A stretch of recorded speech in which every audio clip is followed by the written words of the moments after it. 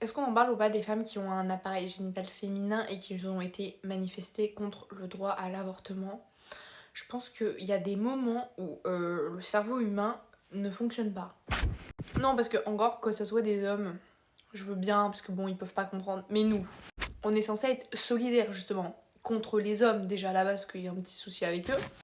Mais maintenant, si on doit se méfier même de l'une d'entre nous, on va où en fait? En fait, tu veux pas aller avorter, bah c'est ton droit. Mais celles qui veulent, pourquoi tu veux les en empêcher? Parce que personne ne t'empêche de ne pas avorter. Par contre, si tu vas manifester pour que les femmes ne puissent plus avorter, bah en quoi ça t'impacte en fait, du coup? Parce que toi, on va pas te forcer à avorter si tu veux pas. Par contre, elles, si elles veulent avorter, du coup, parce que tu manifestes, elles pourront plus. Donc il n'y a pas de logique en fait.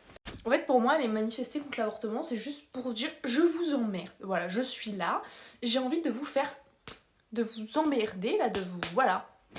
Parce que personnellement, celles qui avortent, elles ont rien demandé à personne, comme celles qui avortent pas. Moi, personnellement, je suis de celles qui pensent que avoir un enfant, c'est un cadeau de Dieu. Donc, je suis pas pour l'avortement. Mais personnellement, chacun fait ce qu'il veut. Voilà, encore une fois, on est en 2024, chacun fait ce qu'il veut de son corps. Non, parce que j'ai vu passer des arguments, mais alors là, en carton.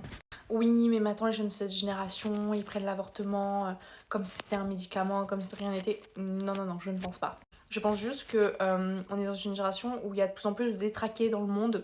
Donc en fait, on est obligé de avoir recours à l'avortement pour pas se retrouver dans des situations un peu dramatiques. Non, parce qu'on est dans une génération où on découvre petit à petit le vrai visage de certaines personnes une fois qu'on tombe enceinte, hein.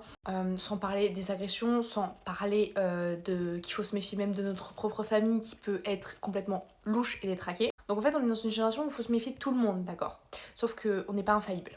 Voilà, hein. Donc, moi je pars du principe que pour avoir un enfant, il faut pouvoir lui donner juste de l'amour. Voilà, juste de l'amour. Donc déjà, ça c'est beaucoup. Un enfant qui a été issu d'une agression, comment voulez-vous qu'on lui apporte de l'amour? Sachant que ce n'est pas voulu. C'est lunaire, très lunaire même.